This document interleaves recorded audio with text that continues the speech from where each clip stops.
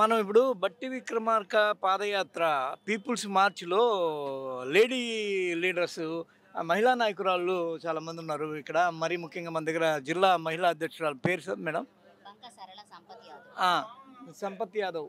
బంక సరళ సంపత్ యాదవ్ ఉన్నారు మనకి. ఆవిడ తన ఈ పాదయాత్రలో అనుభవాలు ఎలాంటి నమ్మకాలు మీకు ఏర్పడుతున్నాయి? అవి వివరిస్తారు. అందరికీ నమస్కారం. వరంగల్ జిల్లాలో అంటే ఇప్పుడు ఎంటర్ అయిన కానుండి మేము చూస్తున్నాం. హన్మకొండ జిల్లాలో ఎంటర్ అయిన కానుండి అంత మంచిగా దిగ్విజయంగా 400 కిలోమీటర్లు పూర్తి చేసుకొని సీఎల్పీ బట్టి విక్రమార్క అన్నయ్య గారు బయలుదేరారు. ప్రతి ఒక్కరు ఇంటి నుండి బయటికి వచ్చి స్వాగతాలు పలుకుతున్నారు, ఆరతులు పడుతున్నారు. ఎందుకంటే ఈ ఈ ప్రభుత్వం మీద ఎంత వ్యతిరేకత ఉన్నదనేది ఆ జనాలను చూస్తేనే తెలుస్తుందండి. ఎందుకంటే వాళ్ళు విసిగిపోయినరు ప్రతి విషయంలోనూ. ఈ బీఆర్ఎస్తోనూ బీజేపీ తోటి ప్రతి విషయంలోనూ చాలా విసిగిపోయి ఉన్నారు.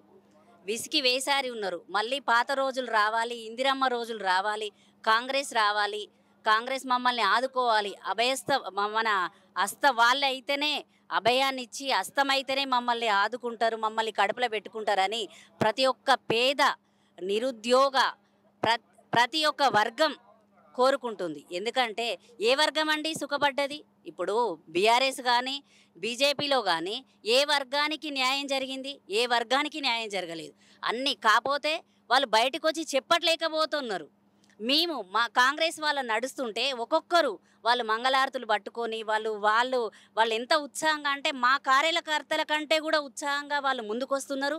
వాళ్ళు వాళ్ళు అంటున్నారు, కోరుకుంటున్నారు మమ్మల్ని. ఈసారి స్టేషన్ కాన్పూర్‌లో కాంగ్రెస్ గెలుస్తదంటారా? తప్పకుండా గెలుస్తదండి. తప్పకుండా గెలుస్తది. ఎందుకంటే ఇక్కడ బీఆర్ఎస్ నాయకుల మీద చాలా వ్యతిరేకత ఉన్నది. ముఖ్యంగా మహిళలకైతే మహిళలు మండిపడుతున్నారు. కాబట్టి తప్పకుండా ఇక్కడ కాంగ్రెస్ గవర్నమెంటే వస్తది. రాజయ్య మీద వస్తున్న ఆరోపణలేంటి? ఇక అన్నీ మీకు తెలిసిన విషయాలే. మేము కూడా 4 సార్లు ప్రెస్ మీట్ పెట్టినాం. ప్రతి ఒక్కటి జరిగింది.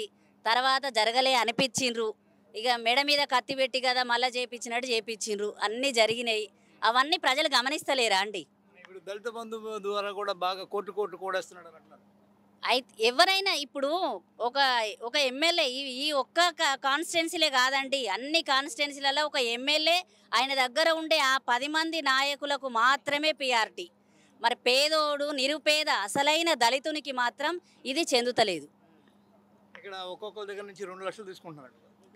ఇక అవన్నీ ప్రజలే చెప్తున్నారు కదా, ప్రజలే మాట్లాడుతున్నారు కదా. మాకంటే ముందు వాళ్ళే ప్రతిపక్షం కంటే ముందు ప్రజలే గొంతేసుకొని వాళ్ళ నాయకులే, మేము కూడా కాదు, బీఆర్ఎస్ నాయకులు వాళ్ళే ఆ సర్పంచులు ఇట్లా అందరు కూడా వచ్చి మాట్లాడిండ్రు కదా దళిత మంది విషయంలో. ఓన్లీ ఎమ్మెల్యేలే తింటారు, కార్యకర్తలు ఉన్నారు, మళ్ళీ తర్వాత ఈ పలాని ఎంపీటీసీలు ఉన్నారు, వీళ్ళు ఉన్నారు, వాళ్ళు ఉన్నారు, ఎవరికి ఇస్తలేరు, అసలైన వాళ్ళకు చెందుతలేదు, మేము పెట్టినా కూడా తీసుకుంటలేరని వాళ్ళ దాంట్లో వాళ్ళే కొట్టుకుంటున్నారు కదా.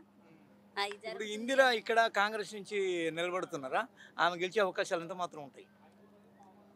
తప్పకుండా అండి, తప్పకుండా గెలుస్తారు. కాంగ్రెస్ను ఇప్పుడు ప్రజలు ఆహ్వానిస్తున్నారు. ఎందుకంటే విసిగి వేసారి ఉన్నారు. కాబట్టి ఒక్క విషయం అండి, కాంగ్రెస్ అభిమానం అనేది ప్రజలల్లా ఈ ప్రపంచంలో జీవున్నంత వరకు కాంగ్రెస్ మీద అభిమానం ఉంటుంది. ఎందుకనేదంటే మేము చెప్తాం. పూరి గుడిసె నుండి ఇందిరమ్మ ఇల్లు వరకు, గుండు పిన్ను కూడా తయారు చేయని అప్పటి నుండి అంతరిక్షంలో నౌక వరకు తయారు చేసింది ఎవరు? కాంగ్రెస్ గవర్నమెంట్ ఆయంలోనే ప్రతి ఒక్కటి జరిగింది. బీజం పడింది, దానికి అభివృద్ధి అనేది జరిగింది ఏ విషయంలో తీసుకున్నా కూడా. మరి అలాంటప్పుడు ఇప్పుడు ఇవన్నీ అమ్ముకొని తింటున్నారు కదండి. అవన్నీ మరి మేము అన్ని స్కామ్లే చేస్తే మీ కాంగ్రెస్ వాళ్ళం ఏమీ చేయలేదు.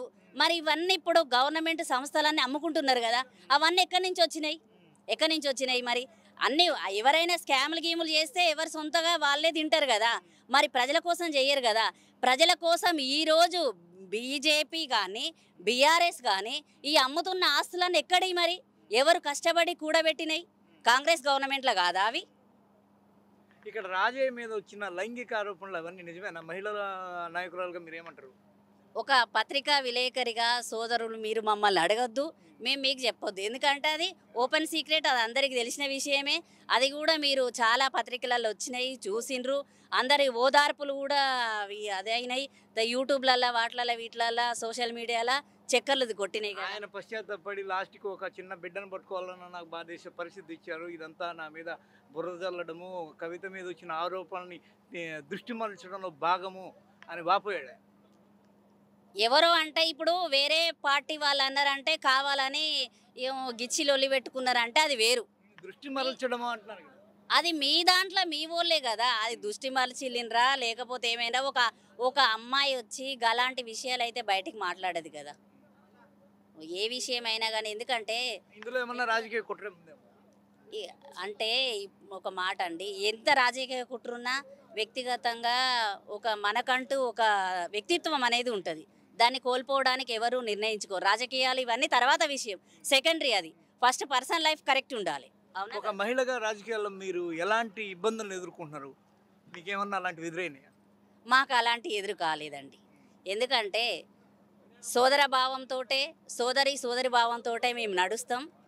మాకు మళ్ళీ మా దాంట్లో ఒకటి ఏంటంటే మాకు ఎంతవరకు మాకు తప్పకుండా ఇక్కడ కాంగ్రెస్ పార్టీలో స్త్రీలకు గౌరవం ఇస్తారండి. మేము వస్తేనే జరుగుతారు. మాకు ఆ కల్చర్ అయితే మాకున్నది. అది మొదటి నుంచి ఇందిరమ్మ అప్పటి నుంచి అది కంటిన్యూ అవుతుంది. ఆడవాళ్ళు ఇందిరమ్మను చూసి ఇప్పుడు మళ్ళీ అంతేకాకుండా రాజీవ్ గాంధీ గారి రిజర్వేషన్ వల్ల ఇప్పుడు ఎంపీ అవన్నీ గెలిచిండ్రంటే అవన్నీ వారు పెట్టినటువంటి భిక్షతోటే వచ్చింది. అవునా కదా? సేమ్ అలాగే మాకు కొనసాగుతుందండి.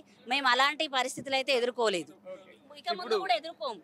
సిఎల్పిగా ఈయన ఆ తర్వాత పంచికట్టు, తర్వాత ఇలాంటి చాలా విషయాలు, పాదయాత్ర కిలోమీటర్లు, వీటన్నిటితో వైఎస్ఆర్తో పోలుస్తున్నారు. బట్టిని రేపు ముఖ్యమంత్రి అయ్యే అవకాశం కూడా ఉందా? దేవుడు కనరిస్తే కావచ్చు, అట్లా కావద్దని మీరెందుకు అనుకుంటారు? అంటే ఒక పార్టీల అభిప్రాయాలు పోయి అవి వేరే అవుతాయండి. అట్లని కాదు. ఇప్పుడు బట్టి సార్ నడుస్తుంటే వైఎస్ఆర్ గారు మళ్ళీ పుట్టి నడుస్తున్నారు, అందరినీ స్వాగతిస్తున్నారు, ప్రతి ఒక్కరిని హక్కున చేర్చుకుంటున్నారు. ముఖ్యంగా రైతుల రాజ్యం రావాలి, రైతులు వస్తే రైతే రాజు అనే విధంగా ప్రవర్తిస్తున్నారు. అదే విధంగా నడుస్తుంది. కాబట్టి తప్పకుండా అవకాశాలు ఉన్నాయండి, తప్పకుండా వస్తుంది, అవకాశం కూడా వస్తుంది. మనం చూస్తాము. మళ్ళీ మనం ఇలాగే పెట్టుకొని అభినందన సభ పెట్టుకుందాం. Thank you sir. Hi friends, మా టుడే టుమారో యూట్యూబ్ ఛానల్ చూస్తున్నందుకు చాలా థ్యాంక్స్. మరిన్ని లేటెస్ట్ వీడియోస్ కోసం వెంటనే సబ్స్క్రైబ్ చేయండి. అలాగే ఈ బెల్ ని కూడా రింగ్ చేసేయండి. మా నోటిఫికేషన్స్ అన్ని మీ మొబైల్లో వస్తాయి. అలాగే మా వీడియోస్ మీకు నచ్చితే లైక్ చేయండి, షేర్ చేయండి, నచ్చకపోతే కామెంట్ చేయండి.